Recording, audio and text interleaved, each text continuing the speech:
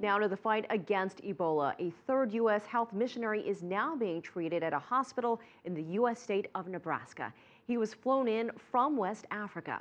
In Sierra Leone's capital city, a physician says the Ebola outbreak has crumbled health care. He says patients suffering from other illnesses are dying from lack of treatment because they fear going to the hospital.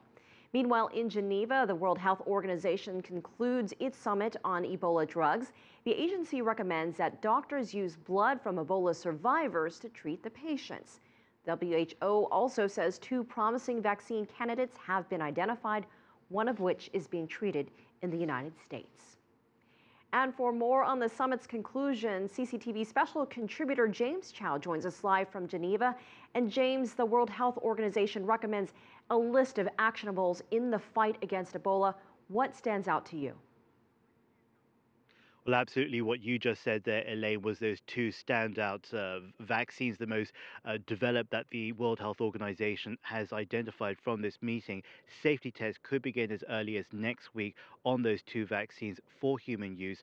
Those tests will be conducted in parallel in the US, in Europe, and in Africa. The WHO is going to be collating that effort, will be leading that vision, and it says that if safety for human use is proven, the first batch of vaccines for the Ebola virus could be made available as soon as November this year. That will be first administered to high priority health workers. Now, in parallel, there have to be other strategies, particularly for the thousands whose lives very much hang in the balance as we speak.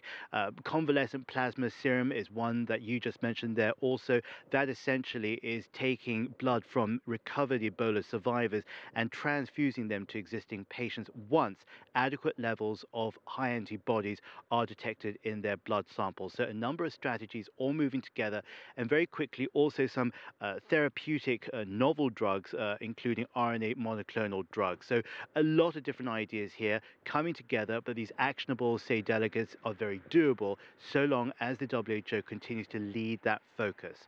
Well, earlier I spoke to Dr. Samuel Harbo. He came all the way from Sierra Leone's capital of Freetown to join us here in Geneva, and he spoke about the very, very complex challenges that remain on the ground.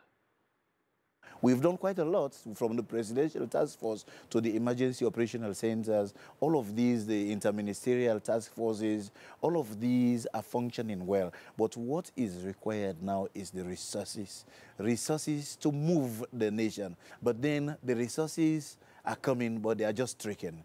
What we need now are not just drops, but we need a mighty ocean of resources for us to be able to fight this disease out of our countries. And James, Ebola has infected more than 2,100 people now. The number is still growing with a death rate at nearly 50%. Where can we find hope? Is it only through treatment? Well, I think it's just what Dr. Harbo said there, Elaine. The hope is lying very much in those resources that he spoke about. Those resources will cost about $490 million to manage an effective response over the next 6 to 9 months alone.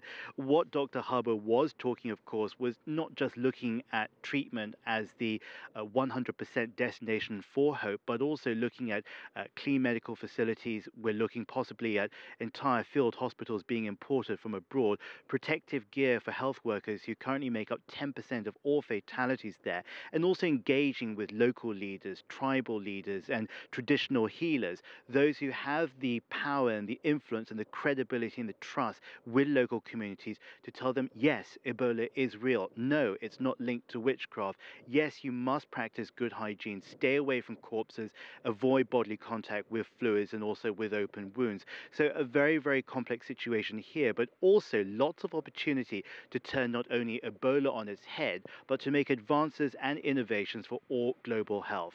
Lastly, we will talk about health communications, some very basic measures, but hopefully some of them will be working. In Sierra Leone, in the capital, and also in towns and villages, cars are literally being driven through the streets with loudspeakers on, publicizing the anti-Ebola message, and also up on radio. So a very, very unique picture here, high risk, and one that needs to be acted on fast-tracked.